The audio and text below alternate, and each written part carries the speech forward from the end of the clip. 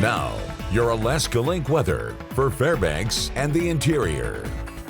Good evening. Yesterday, we did achieve one of the warmest days this season, as well as had a record on the board. Now, it did tie the old record that was set back in 1968 at 88 degrees, bringing us 16 degrees above that average. That sits around 72 degrees for this time of the year. But what we are seeing is that we had another day of those very warm temperatures underneath that warm, slightly hazy sunshine, as well as noting that we are starting to detect some changes. We were watching some increasing thunderstorm activity, especially from the southwest into the western interior. And we are noting that that gradual change is going to be sliding its way on in, as we'll see that some of that isolated activity will be pulling even all the way towards the Alcan border into our Thursday. And then by Friday, we will be starting that cooler and wetter weather pattern that could be sticking around even as we roll into August. So we're seeing that as we started off July with that switch from those warm and dry conditions to those wet conditions, we're seeing that this warm period just didn't last as long as June, but that's good. That helps to limit the drought potential, but we still need to watch for some of the wildfires that were started or will potentially start with some thunder activity for tomorrow, but as well as note that the wetter conditions move in, and it's already been a pretty wet July.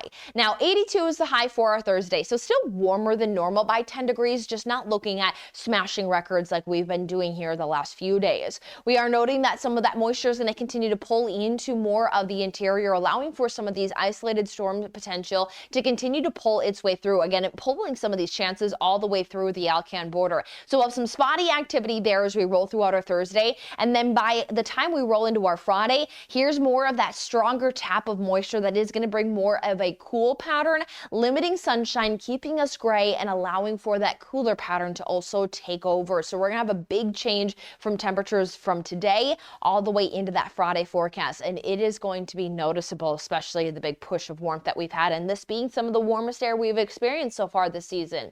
Now, as we look at precipitation through Friday, so most of this is spotty thunderstorm activity, and the majority of this accumulation coming through Friday's showery weather. We are noting that 1/4 of an inch, even some 1/2 inch markers there, looking at Tanana there at a 1/2 inch, McGrath at a 1/2 inch, and with already some saturated soils from early July, we'll keep an eye on river levels and some flooding potential, but no big concerns again, as we've been able to break up some of these rain chances through the middle of the month, so that does alleviate some of the big flood potential.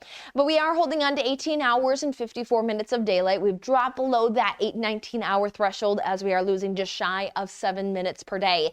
We'll note that again that we do drip onto some still those summer-like conditions that allows for that thunderstorm threat for our Thursday, but then it's about the cooler weather into our Friday, where we lose more than 15 degrees in our highs and stay potentially into those 60s with some showery weather into next week.